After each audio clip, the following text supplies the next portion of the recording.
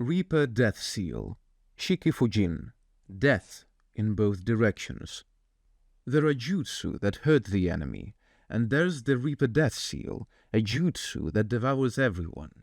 You summon the god of death, you drag your enemy's soul out of their body, and bind them in eternal damnation. But there's a price. Always a price. In exchange, the god of death claims your soul too. No afterlife, no peace, just endless suffering in the belly of a spectral reaper.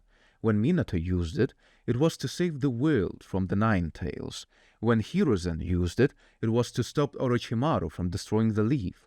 But neither of them found rest. Their bodies vanished, their souls erased. There were no goodbyes, only silence. This jutsu doesn't leave you a grave, it leaves you forgotten. And yet the most haunting part? Naruto lived only because his father chose this fate. A life was given because another chose to disappear into oblivion. The Reaper Death Seal doesn't offer victory, it offers emptiness. And that's what makes it so powerful and so tragic. 8 gates. Gate of Death. Burning the soul to ash. The 8 gates represent human limitation and the willingness to shatter it. Rock Lee trained to open them. Might Guy perfected them. But the final gate, the Gate of Death, that one costs everything. To open it is to tear your body apart from inside. Bones snap, muscles rupture, chakra ignites like wildfire, and your soul, it burns to ash. When Guy faced Madara, a literal god, he knew the price. He didn't hesitate. His final stand wasn't about glory. It was about duty.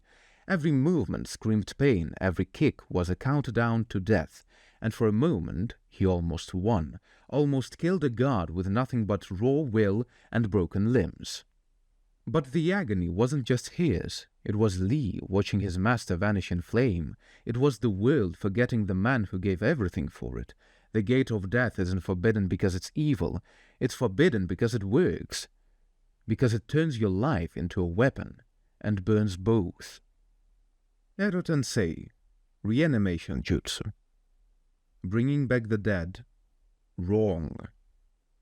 Ero Tensei spits on everything sacred. It doesn't bring back the dead. It drags them. It takes what was peaceful, what was final, and twists it. Tobirama created it, Orochimaru refined it, Kabuto perfected it, but no one ever truly controlled it. The jutsu calls souls back into immortal shells, bodies that don't bleed, don't tire, don't die. You can reanimate a hero, a friend, even a child, but what comes back isn't them. It's a puppet with their face, their voice, their memories. Weaponized. When Itachi returned, when Nagata walked again, when Sasori's strings moved without will, they weren't alive. They were tools, slaves to a war they never chose. Edo Tensei is forbidden not because it's unnatural, but because it's cruel. It makes you fight the ones you love, and it turns death into something even worse than dying. Izanagi, a god's rewrite at the cost of sight. Izanagi's power rewritten as illusion, a forbidden Uchiha technique that lets you defy reality. You die, and then you don't. You lose, and then you didn't. The eye sees a fatal blow and pretends it never happened, but this rewrite comes at a price. The eye that casts Izanagi goes blind forever, one vision traded for 1 second chance. Danzo used it recklessly, burning through Sharingan after Sharingan like matches in the wind. But even he couldn't escape the truth. Izanagi doesn't change destiny, it only delays it. You can alter the ending once, maybe twice, but in the end, it always catches you. Because no matter how powerful the illusion is, reality always returns, and when it does, it sees what you gave up to escape it. Isanami, forcing reflection through eternal suffering. If Izanagi cheats fate, Izanami confronts it. It doesn't rewrite the world, it traps you in your own, a single moment, a single loop, over and over again, until you break. Itachi uses it on Kabuto not to punish him, but to save him, to show him what he had become, to force him to see himself again and again, until he surrendered his delusions. Isanami is forbidden not because it kills, but because it won't. It locks your soul in a mirror and refuses to let go. There is no time limit, no escape. Not until victim chooses to face the truth they've buried. It's torture, it's therapy, it's mercy disguised as madness, because sometimes the hardest enemy to defeat is your own pride. Cursed Seals. Power through corruption. Orochimaru offered shortcuts, power for loyalty, strength for submission. The cursed seal was his gift and his leash. When Sasuke accepted it, he wasn't just taking power, he was surrendering part of himself. The mark burnt into his neck, flooded his body with dark chakra, and began to twist who he was. He grew faster, stronger, angrier, but it wasn't free. The rage grew louder, the control slipped further. Jugo and Kimimaro bore the same marks, unstable, fractured, consumed. Even Anko, once his student, carried the curse long after she escaped his grip. For Sasuke, the seal became the first step towards vengeance, but also the first fracture in his identity. The seal didn't amplify who he was, it buried him under who he thought he needed to be. The real curse wasn't the jutsu, it was forgetting yourself. Twin Snake Sacrifice Jutsu. Mutual Destruction.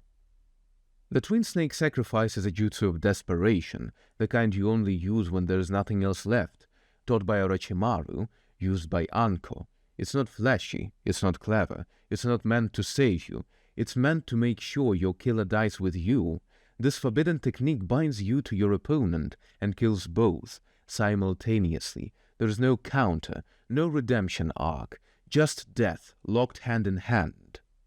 But the true weight of this jutsu isn't in the mechanics, it's in what it means to choose it. It means you've decided your life ends here, that the only thing that matters now is making sure your enemy falls with you. It's a jutsu fueled by vengeance, by sacrifice, by cold, bitter justice. The Twin Snake Sacrifice doesn't aim for victory, it aims for closure. Creation Rebirth. Strength of 100 Seal. Healing that bleeds you dry. Tsunade's greatest technique wasn't a punch, it was a seal that stores chakra for years and releases it all at once to heal any wound, every injury reversed, every cell regenerated. But the chakra doesn't come from nowhere, it comes from you. Your lifespan, your vitality, your future. Tsunade used it to save countless lives, Sakura used it to stand beside titans, but every time it's activated, it's a countdown. Your body heals, but your time burns. You become a machine of recovery, a goddess of endurance. But when it ends, so do you. Your chakra network collapses, your spirit dims. It's called Creation Rebirth, but it's a lie. It doesn't give life. It trades it, slowly, quietly, and that's why it's forbidden, because it pretends to be mercy, while bleeding you empty. Conclusion. The true cost of power. In Naruto, forbidden jutsu aren't about flash, they're about pain. Every technique on this list is a choice, not just to win, but to lose something in the process. Your life, your body, your soul. These jutsu ask questions no one wants to answer. What are you willing to sacrifice? Who are you willing to become? They are forbidden not because of what they do to others, but because of what they do to you. The Reaper Death Seal erases, the 8 Gates consume, Edo Tensei desecrates, Izanagi lies, Isanami traps, the Cursed Seal corrodes, the Twin Snake kills, and the strength of 100 burns you quietly from within. These are not tools, they are prices, and every ninja who used them paid in full. So now we ask you, which jutsu haunted you the most? Which one left you shaken? Drop it in the comments. And if your heart's still beating after this, we dare you to watch our next video, Every Saddest Death in Naruto, ranked by pain. Like, subscribe, and remember, power always has a cost, even for the strongest ninja.